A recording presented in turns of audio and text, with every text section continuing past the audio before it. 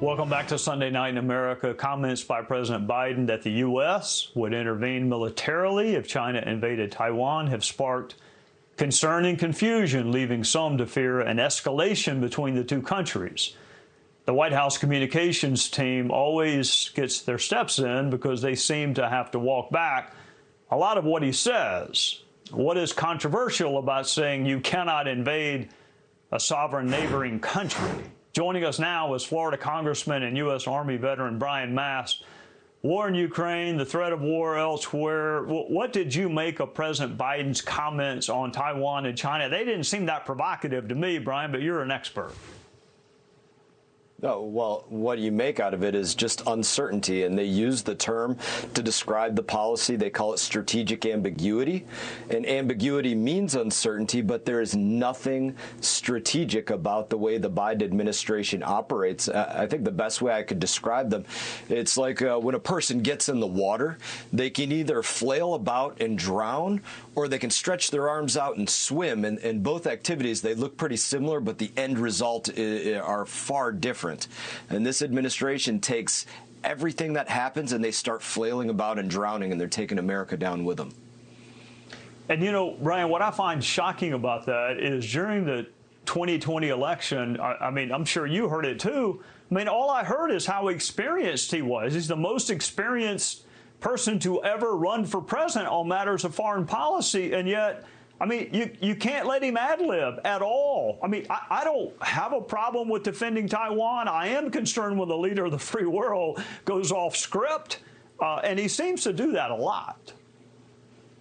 You look at his 40 years of experience, whether it's now as the president or as the vice president or as a senator, and the track record is this. He'll go out there and say something, and then right after that, people are going to have to go back after him and clean up and change and apologize for whatever it is that he said. Imagine if I came on air with you here and speak to you, and right afterwards, my staff has to go out there and say, no, everything that Representative Mast just said, no, that's totally wrong. He didn't mean that. He actually meant something entirely different, and that was the entire news cycle. That's what this administration's news cycle constantly is, whether it was the withdrawal from Afghanistan and the lies that came with that, or our southern border, or what's going on with China, Taiwan, Iran, Russia, Ukraine, you name it.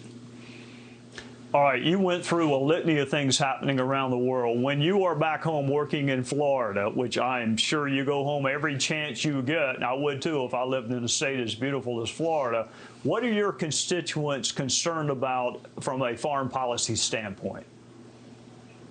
So when they're looking at foreign policy, yeah, they're looking at what's going on in the Ukraine. But when they think foreign policy right now, they're thinking southern border. They're thinking, why are people coming across illegally, getting supplies that I can't even find in the grocery store? They're getting it for free. I have to pay more and more for it increasingly. And they're looking at it as an inflationary issue. Why are my dollars going somewhere else that got pulled out of my pocket after I worked for 40, 50, 60 hours this week, busting my tail? Truthfully, it's the most common thread that I'm hearing from anybody, whether I'm out there at the gas pump filling up my own car or walking through the grocery store with my own cart. People are talking to me about it. All right, Brian, you're on foreign affairs. Let's assume, I know that you're a cautious man, but let's assume the Republicans take the House. You're still on foreign affairs. What will some of the committee's priorities be as they provide oversight over the Biden administration for at least 2 years? So one thing, I think you'll see a change on foreign affairs where there will actually be an oversight subcommittee for foreign affairs to look at what happened with the withdrawal from Afghanistan, everything that went wrong there, the lies that have occurred, and so many other foreign affairs issues. I think you look beyond that, and there will actually be a demand for the administration to come to Congress with strategy. Let me give you a specific example. We can talk about the $40 billion that was just basically authorized for Ukraine. Congress did not receive anything on either side, Republicans or Democrats, because I asked the Democrat majority leader about this, about what was the strategy. What do you get for $40 billion? Does Ukraine win? Do the Russians get kicked out of there? What do you actually get? Does the Ukrainian government get to stay, still operating for another couple weeks? No strategy. Nobody knew, but the money was going to go out there and being spent anyway. That's the difference. You'll actually get strategy and answers. All right, Brian, I know that it's Memorial Day and you are still very much alive, but I want to say thank you for your service to our country. And you were wonderful to serve with, and I appreciate your continuing service. Thank you, Trey. Hey, Sean Hannity here. Hey, click here to subscribe to Fox News YouTube page and catch our hottest interviews and most compelling analysis. You will not get it anywhere else.